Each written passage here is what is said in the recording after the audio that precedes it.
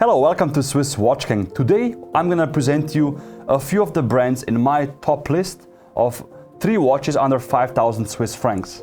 Many of you will recognize these 3 watches from the interview I did with Amar, aka the Horophile on Instagram. He was kind enough to lend me the watches for the review because I had a wish, to create, this video because I want to show that independent watch brands don't have to be super expensive. Today I'm gonna compare all these 3 watches together and show you their similarities and also why did I put them in the same video. So I have 3 brands. One is Kurono Tokyo, one is Sartory Billard, and one is Lundis Bleus. So Kurono Tokyo is actually from Japan, Sartory is from France, and Lundis Bleus is from Switzerland, from Le Château. All these watch brands have a similar philosophy. Although they are all around the world and they have different styles in design language, they all have a similar, silver lining where they follow the same passion basically. To give you an idea of all these prices here, the Kurono Tokyo costs 1,700 Swiss francs, the Sartory Billard costs 3,600 Swiss francs, and the Lundis Bleus costs 4,000 Swiss francs. Again, once you're used to, prices in the independent world being multiple tens of thousands of Swiss francs and upwards of 100,000, this makes collecting very fun. Let me now give you a brief history or explanation behind all these watch brands. So let's start with the Kurono Tokyo. Kurono Tokyo was actually founded by Hajime Asaoka. He is an academy member of the AHCI, which is short for Académie Horlogère Créateur Indépendant. Sorry for my French, I hope it's correct. If you don't know Hajime's watches, he specializes in very high-end mechanical timepieces made in his studio in Japan. The attention to detail and the finishing is exquisite, and also it's one of the best in the world if you ask me. The luxury problem Hajime has is having too many orders from high-end collectors. What that means is very long delivery times, and once you order a watch and you take 3-4 years to wait for it, it slowly gets irritating and you want to have something quicker. That was the idea behind Kurono Tokyo, to offer a part of, let's say, Hajime for a more affordable price and for the masses.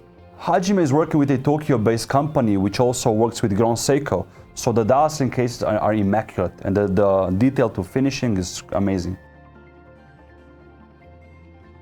Sartory Billard is made by Armand Billard. He lives in Paris and his specialty is, as you see, beautiful dials. The dial you can see here is actually made out of titanium, which he manually blues and then he hand polishes to give it this mirror-like surface.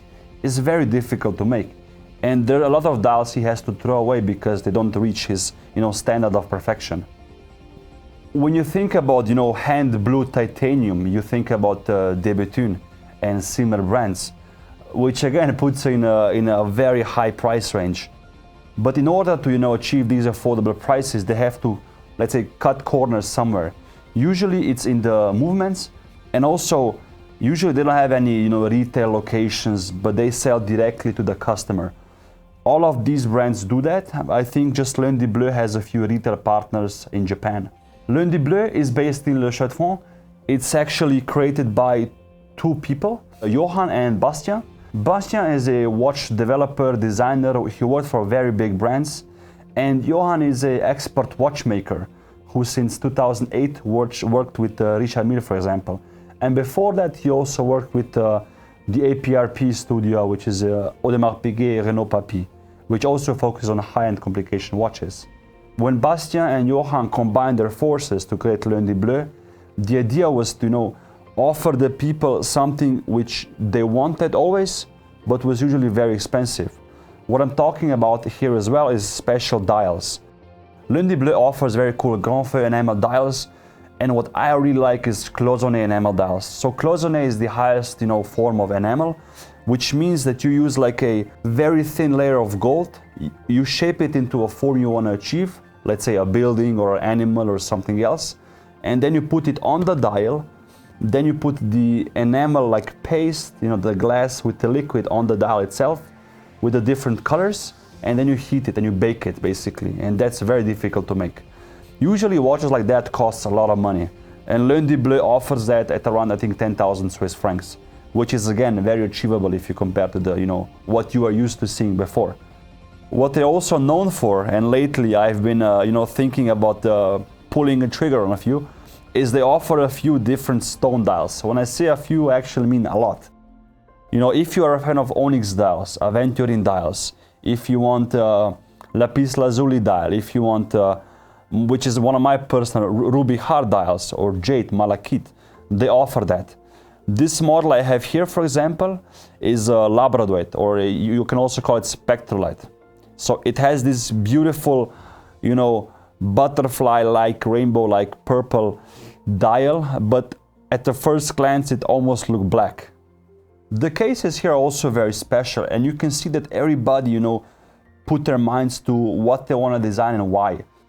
If we look at the Kurono Tokyo, for example, you can see that it has a stainless steel case, which is 37 millimeters in diameter. It's the smallest out of these three watches, and it's very highly polished.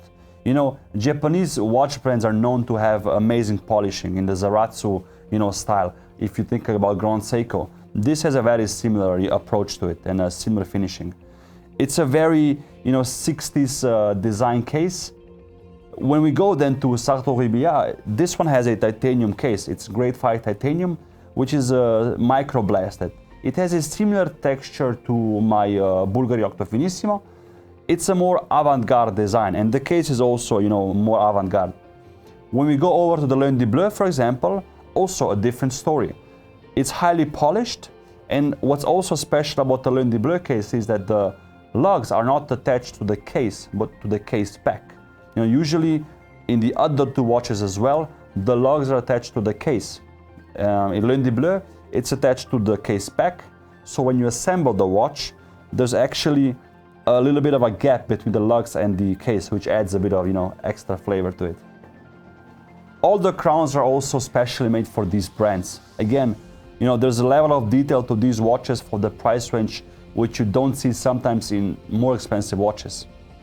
There are a few similarities amongst these three watches, although they look very different. One of them, for example, is that they all have highly polished hands. If you see, the seconds hands, the minute hands, and the hour hands are all highly polished. At the Sartory and the Lundis Bleus, they're skeletonized, and with the Kurono Tokyo, they're very, classic. The Lundis Bleus, for example, has also no hour indexes or minute markers as well, which I really love because it makes the dial very clean and you can focus just on the stone behind it. The Sartory Billard has a Art Deco approach to a sector dial, which is also really cool. And the Kurono Tokyo has a beautiful railway-like dial with applied indexes and these minute tracks on the side as well, which is super cool and classical. Let me now show you the case specs of all these three watches, so you can see what you can expect from each brand. For example, as you can see here, the Kurono Tokyo has a closed case spec, the Sartory Billard has an open case spec, and also the Lundis Bleus has an open case spec. If we look at the Kurono Tokyo now, for example, here, you see it has a closed case spec because that was Hajime's wish. He wanted to offer a everyday watch which isn't too complicated and looks beautiful and sits well on the wrist. That's what he achieved with this watch, of course. You also can see that this watch has been designed by Hajime, which says on the bottom, and also it was made by Precision Watch Tokyo & Co. They are the case makers and the dial makers of this watch. And like I said before, they also work with Grand Seiko watches, which means the quality is exceptional. The Kurono Tokyo actually uses a Miyota 905S movement, which is in the prestige line of Miyota movements. For Hajime, this precision movement is enough, and it's also performing very well, he said. The Sartory Billard, for example, has a beautiful rotor, which is surrounded by this fluted titanium, which is also blued. It houses a ETA movement, which has a swan neck regulator. Now we can actually also see the Lundis Bleus logo on the case back, because the dial was clean. This logo actually represents an alcohol molecule. Lundis Bleus is a very beautiful name anyway, but also it has a special meaning. It means Blue Monday in French. So Blue Monday means that, they can track it back to the 16th century, and they were doing it, I think, up to the 19th century. Watchmakers which were well paid and, the best of the best used to have Monday, sometimes Tuesday, sometimes even Wednesday free of work. So they had, let's say, an extended weekend. And what they did on those evenings and those days is they were drinking a bit, you know, they were having fun and celebrating life. So that's where the saying comes that you are a bit blue, you know, you're a bit drunk, if we can say so. The movement is a Salita movement, which has a perlage decoration and also the Lundis Bleus logo on the winding rotor. I really love brands which create these kinds of watches at that price point. You know, in the past you didn't have much choice if you wanted to have an independent watch brand to have, you know, a hand blue titanium or spectralite dial or, you know, something to this level of finish. Usually you pay much more for these types of watches. I'm gonna link all the websites below and also on the Instagram channels. I advise you to go check them out, and really I think some of you might find something you like, and I wouldn't be surprised if I get a DM in the future saying, hey, my new wrist chart with my new Lundis Bleus or, you know, Sartory or Kurono. All of these three watches are very comfortable on the wrist. They're very, you know, diverse. You can wear the Kurono or the Sartory or the Lundis Bleus to a, you know, suit, or if you go, you know, on a casual stroll around the city. They all feature leather straps and also tank buckles. After showing you all these three watches, I'm very curious to know which model is the one you would pick. And also, if you have any questions about the models, the brand in particular as well, leave a comment down below. I will gladly answer for you guys. Thank you for watching and see you soon.